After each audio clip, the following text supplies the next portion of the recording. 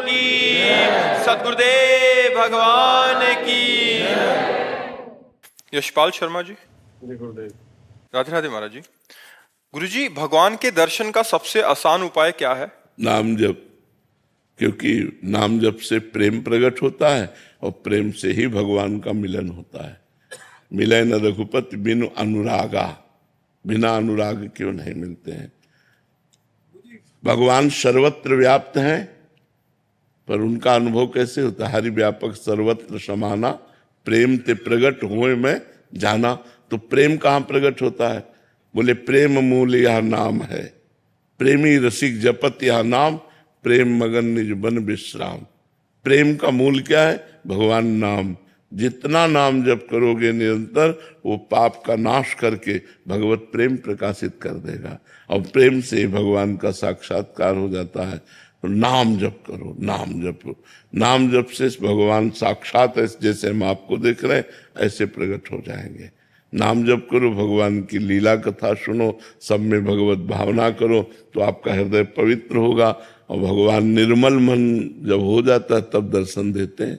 निर्मल मन जन सो मोहि पावा, मोहि कपट छल छिद्र न भावा। तो भगवान की लीला चरित्र गुणगान करने से, सुनने से, नाम जपने से हमारा मन पवित्र होता है और मन पवित्र भगवान को प्राप्त करा देता है। समझ में आ गया? राधा रानी का कृपा पात्र होना कठिन है क्या? क्यों? क्योंकि ऐसा लगता है कि वो हमसे बहुत ज्यादा दूर चली गई। नहीं, ऐसे तो भगवान वही राधा रानी वही भगवान है। तो भगवान कहाँ नजदीक दिखाई दे रहे हैं? अगर दूर देखोगे तो भगवान दूर दिखाई देंगे और नजदीक देखोगे तो सबसे नजदीक भगवान है, हृदय में भगवान है। बहिरंतश्च भूतानाम अचरम चरमेव च सूक्ष्मात् तद विज्ञेयम दूरस्थम चांदिके च तत्। वो बाहर भी है, भीतर भी है, समस्त चराचर भूतों के रूप में विराजमान है। वो दूर भी है, नजदीक भी है। जैसा मानो वैसा ही वो है। अगर मानते हो कि भगवान की कृपा प्राप्त होना बहुत कठिन है तो बहुत कठिन है। अगर मानते हो कि हम भगवान के बच्चे हैं, हम पर तो कृपा है, कृपा क्या प्राप्त करना है? कृपा है। कृपा ना होती तो मनुष्य जन्म न मिलता, कृपा ना होती तो वृंदावन न आते, कृपा ना होती तो साधु समागम न मिलता। हमारे ऊपर तो कृपा है और हृदय नाच पड़े और खूब नाम जप करे तो कृपा में डूब गया। अगर निगेटिव सोचो, अरे वो तो बहुत दुर्लभ है, तो भोग सुलभ है, भोगों में लग जाओ। हमें पॉजिटिव चिंतन बढ़ाना है, निगेटिव चिंतन नहीं। अरे भगवान की कृपा, भगवान की कृपा तो है बच्चा, बिना कृपा के बैठे हो क्या यहाँ?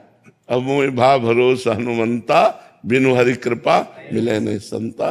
तो जो संत समागम में बैठे हो, भगवान की कृपा है तभी तो बैठे हो। गुरुदेव, आजकल के माहौल में अपने कर्तव्यों का निर्वहन करते हुए क्या मोक्ष की प्राप्ति संभव है? हाँ, उसका उपाय है धर्मयुक्त कर्म होना चाहिए और कर्म भगवान को समर्पण करना चाहिए और निरंतर नाम जप का अभ्यास करना चाहिए।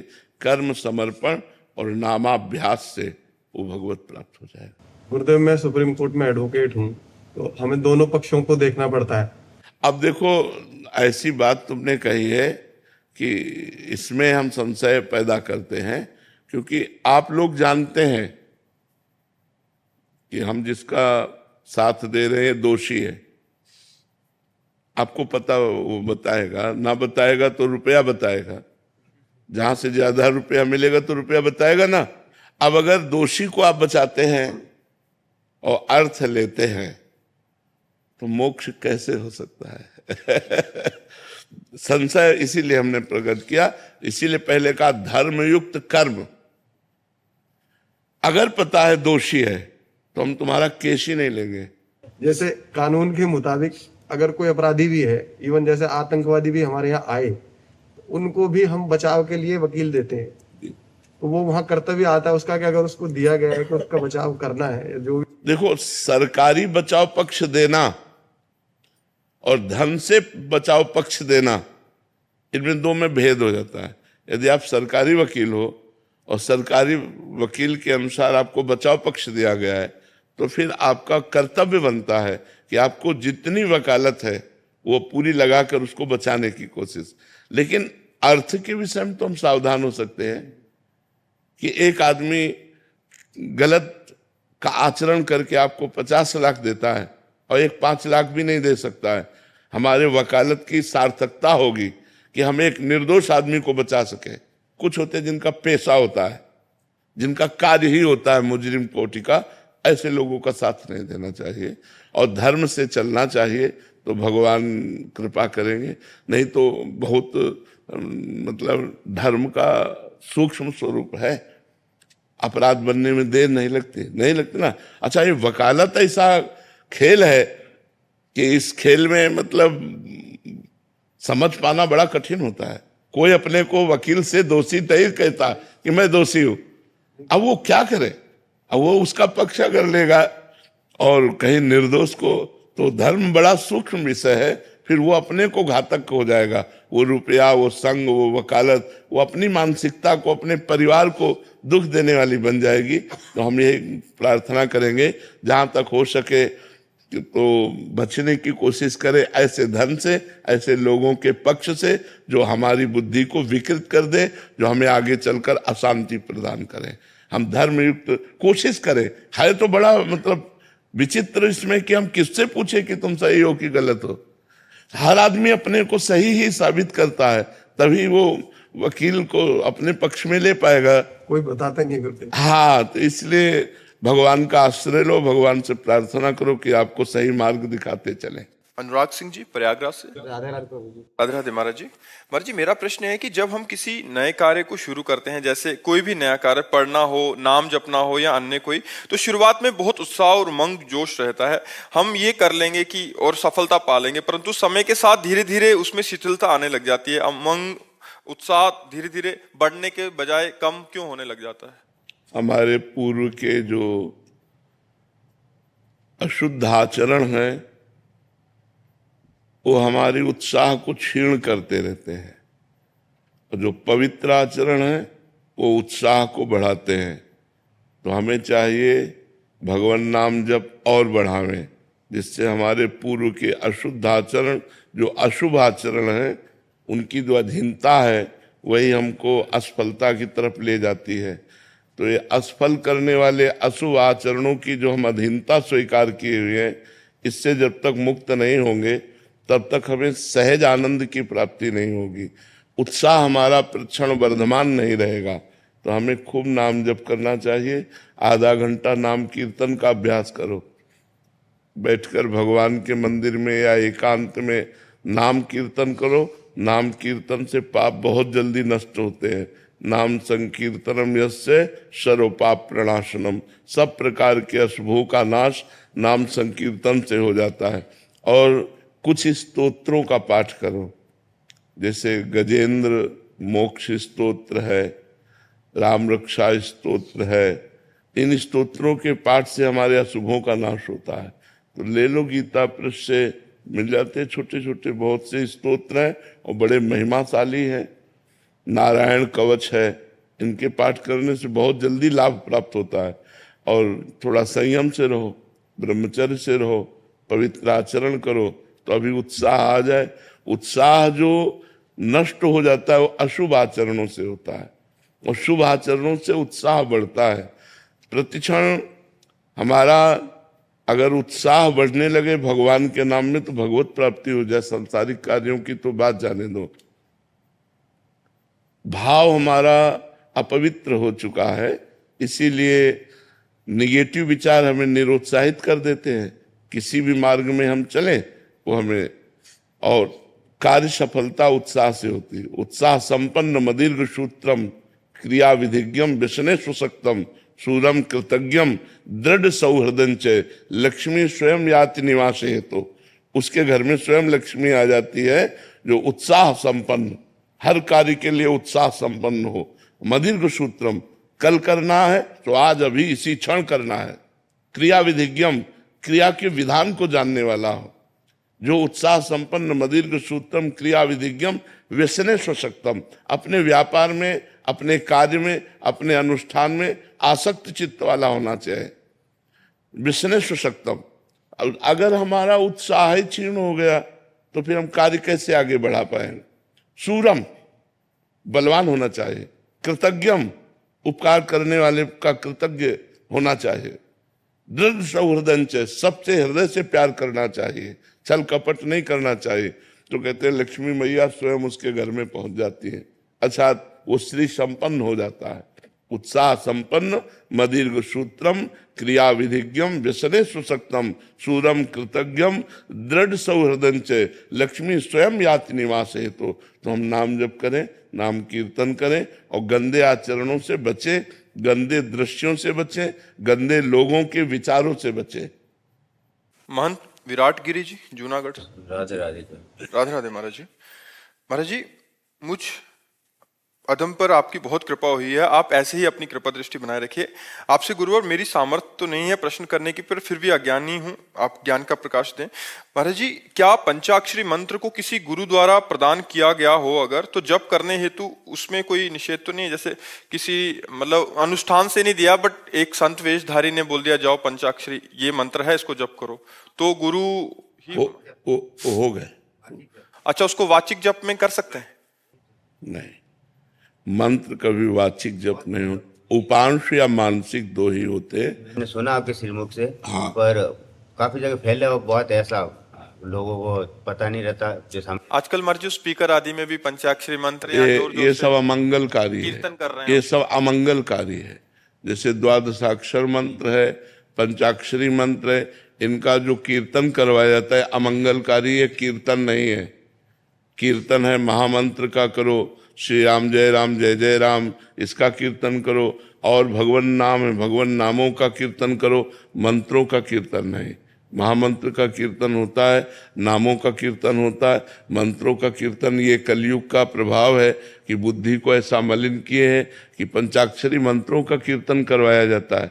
द्वादशाक्षर मंत्रों ये कहाँ लिखा हुआ है? ये सब मनमानी आचरण है। जल्दी कल्याण हो जाएगा। कल्याण नहीं होगा, अमंगल हो जाएगा।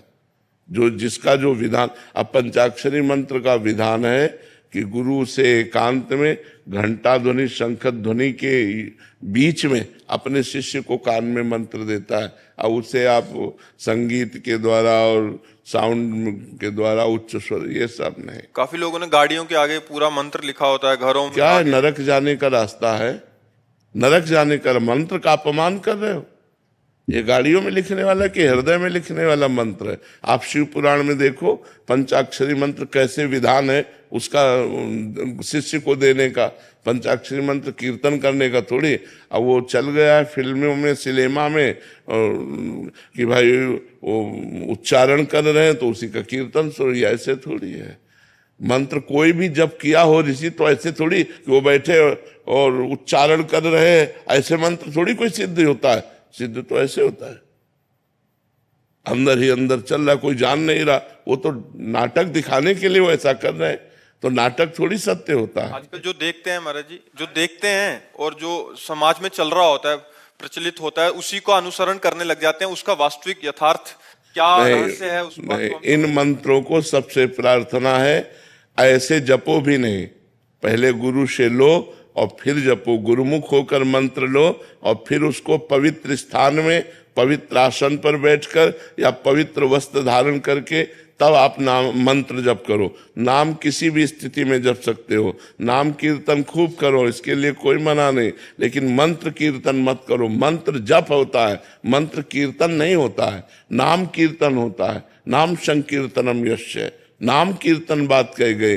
मंत्र को दो प्रकार से जपा जाता है, उपांश या मानसिक। नाम को तीन प्रकार से जपा जाता है, वाचिक, उपांश और मानसिक।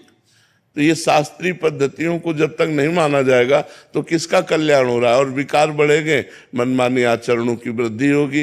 नहीं तो मंत्र जपने से हृदय पवित्र होता है और भगवत साक्षात्कार की योग्यता आती है। महाराज जी, आप कह रहे हैं कि मुझे गुरु द्वारा दत्तात्रेय मंत्र जपने को दिया था महाराज जी, तो मैं चलते फिरते जप सकता हूँ? पवित्र अवस्था में यदि साधु तो पवित्र ही रहता है। लघु शंका आदि में जल का प्रयोग करना, फिर हाथ पर प्रक्षालन करके आचमन करना और फिर मंत्र जपो, पवित्र। वाचिक जपने के लिए बोला गया? वाचिक नहीं, गलत है, गलत उपदेश है, गलत उपदेश। वाचिक मंत्र नहीं जपा जाता है। सब रूपों में इसीलिए गुरु बैठे हुए हैं। अखंड मंडलाकारम व्याप्तम येन चराचरम तत्पदम दर्शितम तस्मै श्री गुरुवे नमः।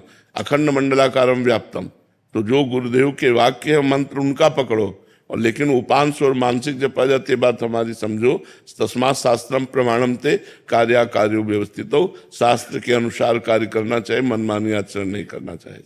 सुगम सिंह जी, कानपुर देहात। राधे राधे महाराज जी।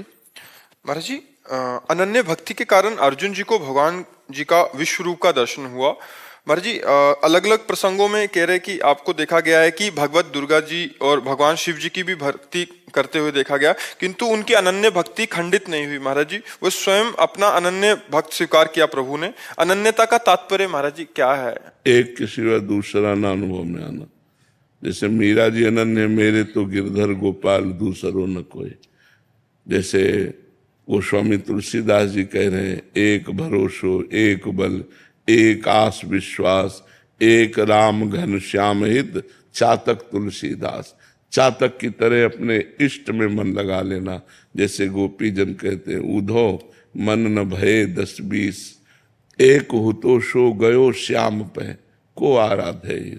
अब तुम ईश्वर की महिमा और भक्ति की बात करो, मेरे हृदय में ना ही न रहो ही अमा ठौर। नंदन नंदन अक्षत, नंदन नंदन विराजमान, अब जगह नहीं रह गई हृदय में। हमारा मन तो प्रभु श्री कृष्ण में चला गया, अब तुम्हारा उपदेश कौन सुने। गोपी जन कहती है अनन्यता का स्वरूप होता है भगवान के किसी एक रूप में, एक नाम में आसक्त हो जाना। समझ रहे हो? अन्य ना स्वीकार करना। जो अन्य जब तक दिखाई देता है तब तक वो सही भक्ति नहीं होती। जैसे कृष्ण तो वासुदेवा स्वरमिति, राम तो सीय राम में सब जग जानी, ब्रह्म तो सर्वम खलमिदम ब्रह्म, ईश्वर ईशावासमिदम सर्वम यत् किंचे जगत्याम जगत। सब अगर श्यामा श्याम तो चिद चिद लक्षणम सर्वम राधा कृष्णमयम जगत। अपने इष्ट को संपूर्ण विश्व में देख लेना, यही अनन्यता है। अपने इष्ट में अनन्य रहना, अन्य भावना ना आना। ज्योति जी, राधे राधे महाराज जी। महाराज जी, मैं एक गृहिणी हूँ और कर्मचारी के तौर पर डाक विभाग में कार्यरत हूँ। मेरा अधिकतर समय घर और ऑफिस के काम में ही निकल जाता है। आपके सत्संग के माध्यम से ज्ञात हुआ कि किया हुआ जो भी कर्म है उसको प्रभु को समर्पित कर दो, ये भी एक प्रकार की पूजा में आता है। कृपया मार्गदर्शन कीजिए कि क्या ये कर्म योग है या भक्ति योग, या यदि भक्ति योग है तो मैं महादेव के सबसे प्रिय भक्त नंदी जी की तरह निष्काम भक्ति के मार्ग पर कैसे चलूं? देखो, कर्मयोग जब हम निष्काम भाव से दूसरों के सुख के लिए कर्म करते हैं उसे कर्मयोग कहा जाता है। निष्काम भाव से, मन से, वचन से, कर्म से दूसरों को सुख प्रदान करना, और वो भी कर्म का अहंकार ना होना, ये निष्काम कर्मयोग के अंतर्गत। और जब हम भगवान नाम जप करते हुए भगवान की प्रसन्नता के लिए कर्म करते हैं और वो कर्म करके भगवान को समर्पित कर देते हैं तो वो भक्ति योग हो जाता है। और जब हम जिस भगवान के नाम रूप को स्वीकार करते हैं उसी भगवान में तन्मय होने के लिए नाम जप करते हैं, उनकी लीला कथा सुनते हैं और उनका जो भी कर्म है वो उनका ही आराधन मानकर करते हैं, तो हमारी अनन्य भक्ति पुष्ट हो जाती है। जैसे आप भगवान शिव के लिए कहा तो आप नाम जप करो, जो कर्म करो वो भगवान शंकर को अर्पित कर दे, शिवार्पणमस्तु, और उनसे प्रार्थना करो कि आपके चरणों की अनन्य भक्ति हमें प्राप्त हो जाएगी। संगीता सिंह जी, दिल्ली से। राधे राधे महाराज जी। महाराज जी, मैं कई हॉस्पिटल की संचालिका हूँ। सामाजिक सेवा के माध्यम से समाज में सकारात्मक परिवर्तन लाने के लिए आपके क्या विचार हैं? हमारे विचार पहले सकारात्मक होने चाहिए। जो हम सकारात्मक विचार वाले हैं तो हम सकारात्मक विचार ही फैला सकते हैं। अगर हमारे विचार नकारात्मक हैं तो हम सकारात्मक का नाटक कर सकते हैं लेकिन सकारात्मकता नहीं ला सकते हैं। सकारात्मकता कब आएगी? जब हमारे अंदर शांति होगी, हृदय प्रसन्न होगा, तब पॉजिटिव विचारों का उत्थान होता है। जब हमारा हृदय चिंताग्रस्त होता है, भययुक्त होता है, विषादयुक्त होता है, तो नकारात्मक भावों का सृजन होता है, निगेटिव बातें हमारे अंदर आती है। तो हमारे अंदर भय न रहे, चिंता न रहे, शोक न रहे, हर समय उत्साह बना रहे, इसके लिए हमें क्या करना चाहिए? इसी से पॉजिटिव भाव आते हैं, निर्भयता से, निश्चिंतता से, निशोकता से पॉजिटिव भाव आते हैं, सकारात्मक भाव आते हैं। इसके लिए हमें भगवान की शरण में होकर भगवान का स्मरण करना चाहिए। जो भगवान की शरण में है और भगवान के स्मरण में है, उसके रोम रोम से पॉजिटिव विचार, संस्कार ये फैलते रहते हैं अपने। इसीलिए तो संतों का समागम किया जाता है। संतों का समागम क्यों किया जाता है? पॉजिटिव विचार के लिए। हम जितना उनके नजदीक जाते हैं, हमारे अंदर के निगेटिव विचार, निगेटिव क्रियाएं ये सब नष्ट हो जाती है, नकारात्मक सोच नष्ट हो जाती है। और जहां नकारात्मक सोच नष्ट हुई, हमारा हृदय आनंद से भर जाता है। और जब हम आनंद से भर जाएंगे तो हम जितनों को चाहेंगे उतना आनंद फैला सकते हैं। जब हमारे अंदर आनंद होगा तो सबको आनंद होगा। जब हमारे अंदर आनंद नहीं होगा तो हम आनंद की बात करेंगे लेकिन आनंद नहीं फैलेगा। इसलिए हमें चाहिए भगवान की शरण होकर भगवान का नाम जप करें, और जो उससे भी व्यवहार करें, जैसे मरीज है या कोई भी, उसमें भगवान की भावना करें कि इस रूप में मेरे भगवान है। तो हमारा पॉजिटिव विचार फैलने लगेगा, हमारे अंदर जो आनंद है वो फैलने लगेगा, हमारी बात से मरीज को सुख मिलने लगेगा, हमारी बात मात्र से लोगों को आनंद मिलने लगेगा। तो इसलिए हमें चाहिए भगवान की शरण होकर खूब भगवान के स्मरण करते हुए कार्य करना। डॉक्टर राहुल सारस्वत जी। राधे राधे महाराज जी। महाराज जी, आप कह रहे हैं कि आप इमरजेंसी मेडिसिन के विशेषज्ञ डॉक्टर हैं। महाराज जी, ये कह रहे हैं कि मेरे पास अधिकांश रोगी गंभीर अवस्था में ही आते हैं। मेरे अथक प्रयासों के बावजूद भी अधिकांश रोगियों की मृत्यु हो जाती है, जिससे मैं बहुत असहज महसूस करता हूँ और कुछ समय के लिए परेशान हो जाता हूँ। ऐसी स्थिति में को निपट परेशान होने की जरूरत नहीं, क्योंकि जन्म मृत्यु ये आपके हाथ में नहीं है। क्यों? डॉक्टर एक प्रयास कर सकता है लेकिन बचा नहीं सकता। वो मृत्यु का स्वामी नहीं है। जब मृत्यु चाहेगी तो उसको भी खा जाएगी। तो जो समय पूरा हो गया, मरीज आया आपके पास, आप अथक प्रयास कर लीजिए, वो नहीं बचेगा।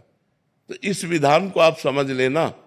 सुनो भरत भावी प्रबल, विलख कहो मुनिनाथ, हानि लाभ जीवन मरण जस अपजस विधि हाथ। ये विधि के हाथ में, आपके हाथ में नहीं। डॉक्टर हाथ नहीं लिखा, विधि हाथ। जन्म मरण विधि हाथ। तो आप प्रयास कीजिए, आपके प्रयास में कमी नहीं होनी चाहिए, प्रमाद नहीं होना चाहिए, बचाने का 100% उपाय होना चाहिए। अब इसके बाद नहीं बचता तो फिर भगवान की तरफ देखकर प्रणाम करो कि हमारा प्रयास, लेकिन इसको जाना ही था, अब हम क्या कर सकते हैं। जो लोग नहीं जानते वो डॉक्टर को दोष देने लगते हैं कि डॉक्टर ने ऐसा। अगर आयु खत्म तो खत्म, चाहे वो डॉक्टर हो, चाहे मास्टर हो, चाहे महात्मा हो, चाहे दुरात्मा हो, आयु खत्म तो खत्म। फिर इसके बाद एक श्वास भी नहीं ले सकता। इस विधान को सबको जानना चाहिए। इस लोक का नाम मृत्यु लोक है। यहाँ सबकी मृत्यु निश्चित है पहले से, हमें नहीं पता है। तो अगर कोई सीरियस मरीज आता है, आप उसका उपचार करते हैं, फिर भी नहीं बचता है, तो आपको शोकित नहीं होना चाहिए, क्योंकि आपने अपना प्रयास कर लिया। परिणाम भगवान के हाथ में, प्रयास आपके हाथ में।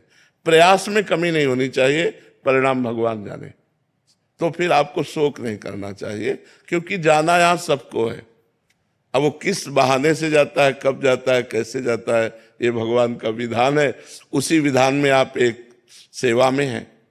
अंतिम समय आपके पास आया, बचने का समय है तो आपका प्रयास सफल हो गया, और बचने का समय नहीं तो असफल हो गया। इसलिए आपको निराश नहीं होना चाहिए। जी। निरंजन कुमार ठाकुर जी। जी। हम अपने जीवन की आध्यात्मिक एवं सामाजिक सेवा का उत्थान महाराज जी कैसे करें? आध्यात्मिक और सामाजिक सेवा का उत्थान। पहली बात तो शास्त्रों का स्वाध्याय और संतों का संग, ये दो बातें अनिवार्य हैं, क्योंकि इसी के द्वारा हम जान पाएंगे कि अध्यात्म किसे कहते हैं। इसी के द्वारा हम जान पाएंगे कि धर्म किसे कहते हैं। तस्मात् शास्त्रम प्रमाणम ते कार्य अकार्यो व्यवस्थितो। कार्य क्या है, अकार्य क्या है, धर्म क्या है, अधर्म क्या है। क्योंकि सामाजिक कार्य करते हुए यदि हम अधर्म से युक्त हो जाए तो हमें नरक की प्राप्ति होगी, और सामाजिक कार्य करते हुए अगर हम धर्म से युक्त हो जाए तो हमें भगवान की कृपा प्राप्त होगी। तो कार्य वो जो आप कर रहे हैं वो धर्मयुक्त है या अधर्मयुक्त? कार्य आपको जो करना है वो धर्मयुक्त है या अधर्मयुक्त? इसकी बात दो ही जगह पता चलती है, संतवाणी से या शास्त्रवाणी से। तो शास्त्र का स्वाध्याय और महापुरुषों का संग, वेदो नित्य मधीयताम संगा सत्सु विधीयताम। महापुरुषों का संग, संगा सत्सु, जो सत्पुरुष हैं उनका संग और शास्त्रों का स्वाध्याय कीजिए। ये हुआ आपको जानकारी कि हमें समाज का हित कैसे करना है और अध्यात्म किसे कहते हैं। इन दो बातों की जानकारी भरपूर शास्त्र और संत समागम से प्राप्त होगी। अब मुझे अध्यात्मवान कैसे बनना है और मुझे धर्म का पालन कैसे करना है, इसके लिए स्वयं भजन करना होगा। भजन के द्वारा अध्यात्म बल एकत्रित कीजिए, भजन के द्वारा बुद्धि को पवित्र कीजिए, संत समागम और शास्त्र स्वाध्याय के द्वारा ज्ञान अर्जन कीजिए और फिर समाज सेवा और स्वयं की सेवा। स्वयं की सेवा है भगवत प्राप्ति और समाज सेवा धर्म पूर्वक व्यवहार करना, सबको सुख प्रदान करना, उससे मंगल हो जाएगा। दीनदयाल शर्मा जी करनाल से। श्री हरिवंश गुरुदेव। महाराज जी, इस शरीर के पिताजी पंडित जी हैं। लोग बहुत प्रकार का दान भी करते हैं, धन का दान, अन्न का, कच्चा पक्का, सभी प्रकार का दान। महाराज जी, भजन का जो भी प्रयास बन पाता है आपकी कृपा से वो तो सब खर्च ही हो जाता होगा। मन बहुत व्यतीत, बहुत तो इसे बच्चा बहुत खतरनाक खेल है।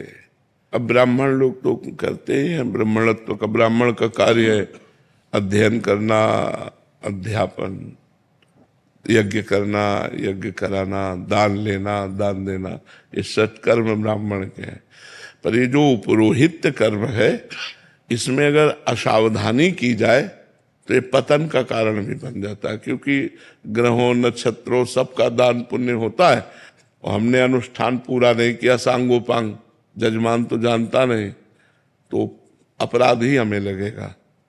तो बहुत ऐसा होता है कि पंडित जी जल्दी निपटाओ, तो जल्दी निपटावे में जब जजमाने कह रहा है तो नहीं, आप दूसरे पंडित से करा लीजिए, मैं नहीं करूंगा।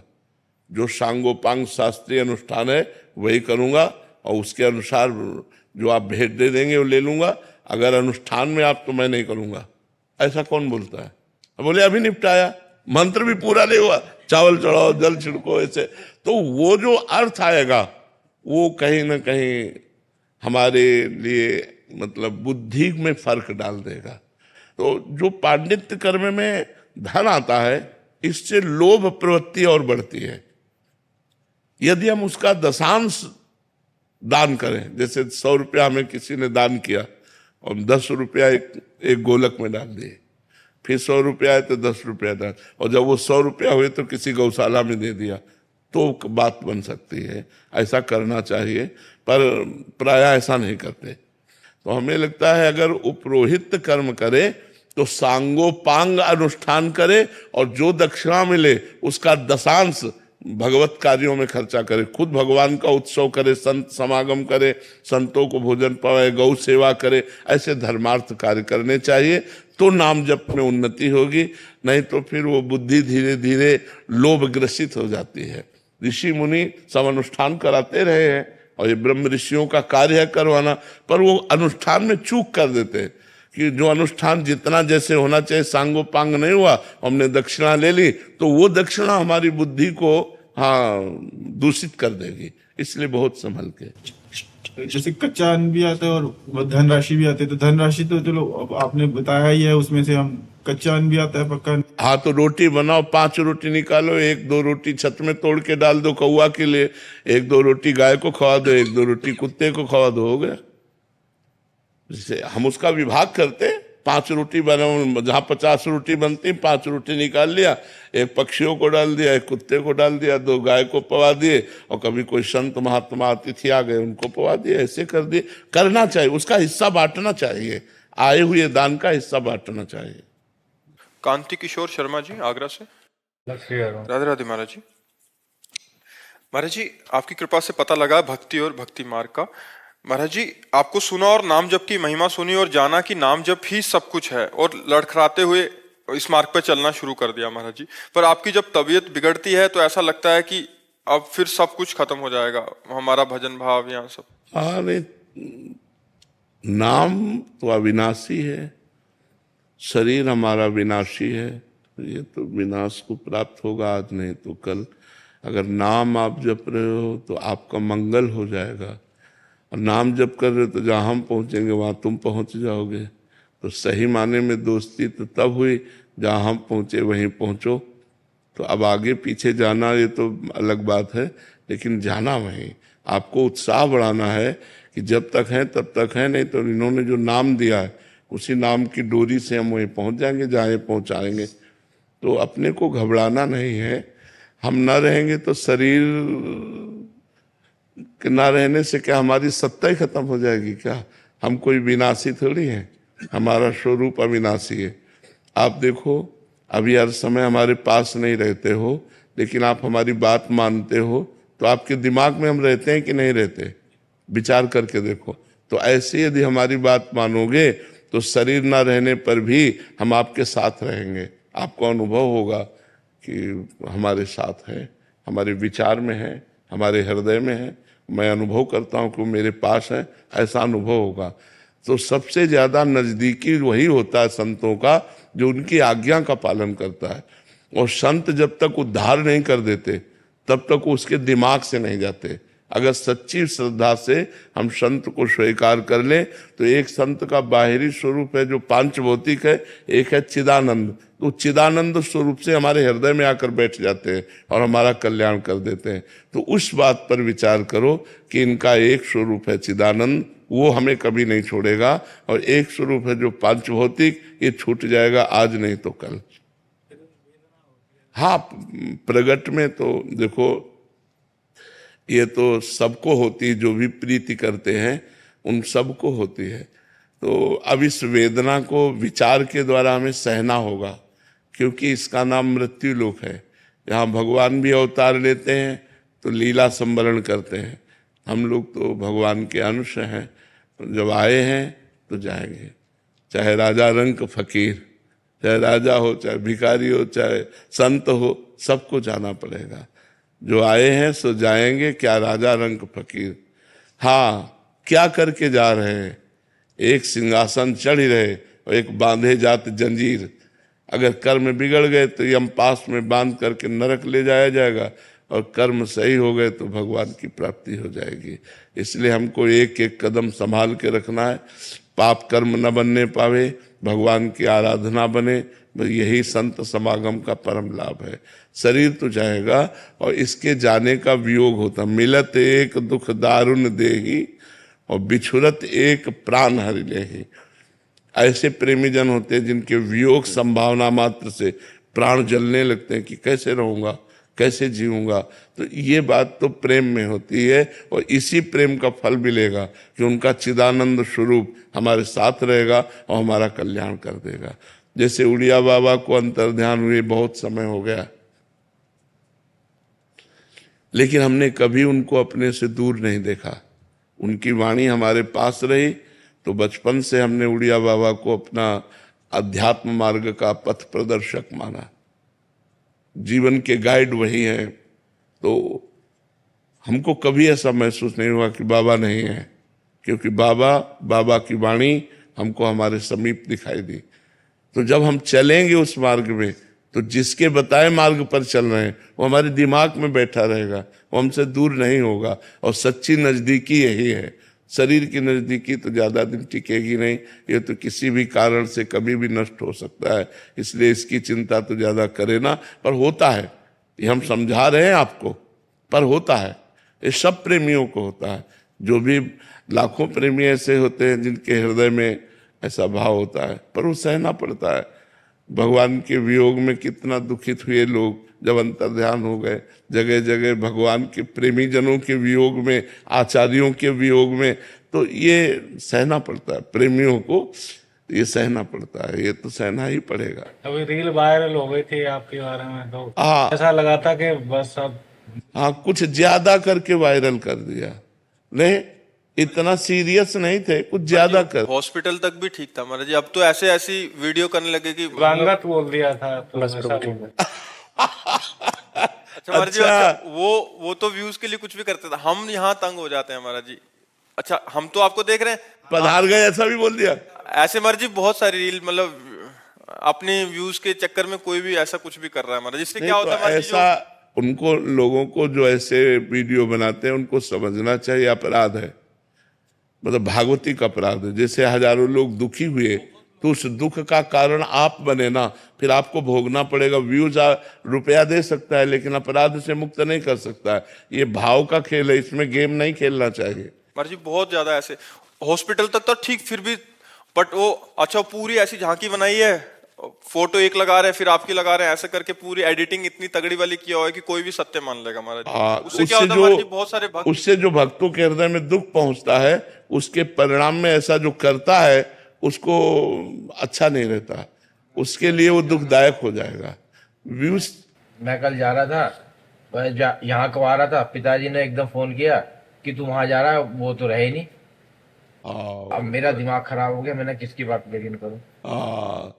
नहीं, आप कह देना पिताजी से मैं बात करके आ रहा हूं लौट आए, कह देना लौट आए, अभी हम बात करके आ रहे हैं। ऐसा नहीं है। हाँ, इससे भक्तों को बहुत दुख होता है। महाराज जी 2020 में जो बहुत ज्यादा तबीयत खराब हुई थी, जब आपका मतलब एक कैथेटर चेंज होना था, तो उस समय की वीडियोस हॉस्पिटल जाते हुए कि उस समय जो आप हॉस्पिटल में थे, या जो आपने संदेश दिया था कि आप सभी भजन करते रहना, और ऐसा लग रहा है कि अभी अच्छा सब 2020 में तो शायद नहीं जानते हो, कुछ लोग आज जुड़े हों, उनको लगता है कि यही सत्य है और उसी पे यकीन करके महाराज जी बहुत ज्यादा भावुक हो जाते हैं और रोने लग जाते हैं। मतलब कितने जने रोने लग जाते हैं, कितने यहाँ भीड़ लगा लेते हैं, क्या हाँ एक बार दिखा दो, सच बोल रहे हो ना, सच बोल रहे हो। हाँ, पर नहीं, ऐसा नहीं करना चाहिए लोगों को, क्योंकि भाव के साथ नहीं खेलना चाहिए, किसी के भावों के साथ नहीं। ये श्रद्धा और भक्ति का मार्ग है, इसमें ज्यादा मतलब उद्दंडता नहीं करनी चाहिए, नहीं फिर भागवतिक दंड विधान लागू हो जाते हैं। ये जो लोग यूट्यूब में इस तरह का यूट्यूब, फेसबुक, इंस्टाग्राम, इस पे सब पे रील वायरल कर देते हैं। हाँ, तो उससे क्या होता है कि भावुक जनों के हृदय में जो दुख पहुंचता है, वो दुख एकत्रित होकर जब आपको परिणाम मिलेगा, क्योंकि आप गलत है, आपने गलत न्यूज दी, तो उसका जब परिणाम आपको आएगा तब आप संभाल नहीं पाओगे। इसलिए सबसे प्रार्थना है कि जानकारी, सही जानकारी ही समाज को दी जाए, गलत जानकारी ना दी जाए, जिससे कोई भी जानकारी गलत नहीं देनी चाहिए, सही जानकारी देनी चाहिए, तभी तो उसका महत्व है। अब स्वास्थ्य ठीक है, किडनी अब कोई सही थोड़ी होना है, तो ये ऐसे चलता रहेगा, कोई सीरियस मैटर नहीं, प्रभु के लिए कोई दुर्गम बात नहीं है, ऐसे ही चलता रहेगा। कहो 10 साल ऐसे निकाल दे और कहो सामना हो, उनका खेल है। तो अपने को लाभ ले लेना है, शरीरों के चक्कर में नहीं पड़ना है, लाभ ले लेना है। अब वो संत वाणी का लाभ लेकर के व्यूज का लाभ ले रहे, तो अब कितने दिन कितना सही न्यूज देनी चाहिए। नहीं, लोगों के भावों में जो दुख पहुंचता है वो ठीक नहीं है, वो परिणाम में दुख देगा। हाँ, अच्छा, ये भावुकता का विषय है, भावुक जनों के हृदय में एकदम चोट पहुंचती है, तो वो जब एकत्रित होगी तो तुम्हें परेशान कर देगी, फिर वो कहीं और जाकर तुम्हें दुख देगी। इसलिए लोगों को चाहिए सही खबर देनी चाहिए। जो एकदम शॉर्ट लगेगा हृदय में, एकदम जो धक्का लगेगा, फिर बात हुई कि झूठी है, पर वो जो धक्का लगा हृदय में, वो भोगना पड़ेगा जो झूठी खबर देगा। इसलिए ऐसा नहीं करना चाहिए। मुझे स्मरण आ रहा हो, एक बार आप ज्ञानगुदरी में अपनो स्थान है, कहा कहूँ छवि आज की भले बने हो नाथ, तुलसी मस्तक जब नभे धनुष बाण ल्यो हाथ। तो वो स्थान ज्ञानगुदरी में, तो अपने यहाँ जो ज्ञानगुदरी में तुलसीदास जी पधारे थे उस समय, और उस समय हर जगह केवल देखा उन्होंने आकर कि राधा राधा रटत हैं, आक ढाक अरुकेर तुलसी या ब्रज भूमि में, कहा राम सो बैर। मेरे राम से बैर है यहाँ पे, इस भेद को मिटा के रख दूंगा। भगवान से प्रार्थना की, कहा कहूं छवि आज की भले बने हो नाथ, तुलसी मस्तक जब न बह धनुष बाण लियो हाथ। तुरंत भगवान जो हैं कृष्ण राम रूप में प्रकट हो गए। एक छोटी सी घटना और घटी, 1 मिनट ले लूं। जब नाभादास जी ने भक्तमाल की रचना कर दी, करने के बाद उसका विमोचन करने के लिए उस स्थान पर आए ज्ञानगुदरी में, और उन्होंने एक झरा भंडारा किया। सब लोग पधारे, गोस्वामी तुलसीदास जी भी पधारे। चूंकि आने में थोड़ी देरी हो गई थी, उसी स्थान की बता रहा हूं मैं आपको, और वो थोड़ा सा देरी से पीछे आकर बैठ गए। मालपुआ सूखा आइटम था, हाथ में ले लिया, लड्डू था हाथ में ले लिया। अब बोले खीर काय में लें, पात्र था नहीं। तो उन्होंने देखा एक संत की जूती रखी थी, उन्हें जूती उठाई, इसमें डाल दो। तो डालने वाले ने कहा छी छी राम राम, कैसा साधु है, जूते में खीर लेता है। उसने तो ये कहा कि जूते में खीर लेता है। गोस्वामी जी के मुंह से बरबस एक दोहा निकला कि तुलसी जिनके मुखन ते धो क्यों निकसत राम, तिनके पग की पग तरी मेरे तन को चाव। भगवान के नाम जापक की पग की, बिल्कुल। और भगवान की अपूर्व कृपा है। और मैं तो ये मानता हूं कि भगवान शंकर ही गोपी के रूप में आए यहां पर। महादेव जी ने काशी से भेजा है। हाँ जी, काशी से भेजा है। और जिस समय भगवान महादेव जब विष ग्रहण करने लगे, तो जैसे ही विष मुंह में रखा, तो विष ने कहा मुंह में रखूंगा। भोलेनाथ ने कहा ना, मुख में नहीं रखूंगा। बोले क्यों? मुख में ठाकुर का नाम है। और जैसे ही कंठ पे आया और कंठ से नीचे जाने लगा, विष ने कहा नीचे जाऊंगा। बोले खबरदार, नीचे मत जाना, नीचे ठाकुर रहते। कहां रखोगे? बोले कंठ में रखूंगा। नीलकंठ पड़ गया। आप आनंद आ गया, आनंद आ गया, आनंद आ गया। सबको बहुत बहुत। विरह में बाबरी कर दे बसुरिया उसको कहते हैं, पड़ी रहती है कांधे पर कमरिया उसको कहते हैं, जिगर के पार हो जाए नजरिया उसको कहते हैं, जो करे प्यार राधा से समरिया उसको कहते हैं। श्री राधा श्री राधा। सेवा में रति हो जाए, नाम में रुचि हो जाए, आशीर्वाद दीजिए। संसार में भटकते रहे। जो निरंतर नाम जप है, वो जब अनर्थ की निवृत्ति कर देता है, तब रुचि नाम में भी और सेवा में भी हो जाती है। तो नाम को ही हम अधिक पकड़े, तो नाम से ही जो हमारी विक्षेप है वृत्तियों में, वासनाओं का, वो जब नाश हो जाता है, तो भगवान में प्रीति हो जाती है, उनकी सेवा में रुचि हो जाती है।